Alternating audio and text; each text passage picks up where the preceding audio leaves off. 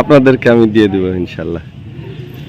তো এই যে গুলগফুর গুলগফুর পেট্রোল পাম্প, রাজশাহী শহরের প্রাণকেন্দ্রে একটি পেট্রোল পাম্প। গুলগফুর পেট্রোল পাম্পের এই অবস্থা। রাত্রি 3:30 বাজে। হ্যাঁ, অনেকেই হয়তো চিনে এই জায়গাটা। পুরাতন আওয়ামী লীগ অফিস ছিল, যেটা এখন অবশ্য নেই। এরই পিছে সেই গুলগফুর পেট্রোল পাম্পের সামনে রাত্রি 3:30তেই মনে হয় এখন পর্যন্ত প্রায় 5 শতাধিক বাইক এখানে উপস্থিত হয়েছে, হ্যাঁ, তেলের জন্য। হয়তো এই নিউজ চারিদিকে ছড়িয়ে পড়েছে যে 1 তারিখ থেকে তেলের দাম আরো বেড়ে যাবে। দেখা যাক আজকে কারা কারা সেই সৌভাগ্যবান যারা তেল নিয়ে এখান থেকে যেতে পারে।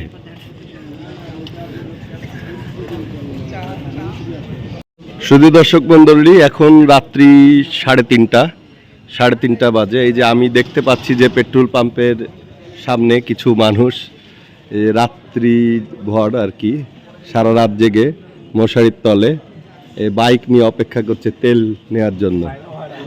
এই যে এই যে অজস্র বাইক।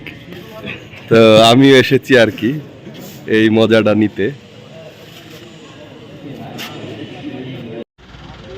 শুধু দর্শকবৃন্দ, রাত্রি 3:30 বাজে এই পেট্রোল পাম্পের অবস্থা। পেট্রোল পাম্পের সামনে এই যে লাইন শুরু হয়েছে বাইকের। তো ভেবেছিলাম হয়তো রাত্রি 3টা বা 3:30টার মধ্যে আসলে হয়তো প্রথমের দিকে থাকতে পারবো। তো এখন তো দেখছি প্রথমের দিকে থাকা তো দূরের কথা, এখানে যে অজস্র বাইকের মেলা বসেছে, হয় এই তারও অনেক পিছে আমার বাইক। জানি না তেল পাবো কিনা, আর আসলে কতটুকু পাবো।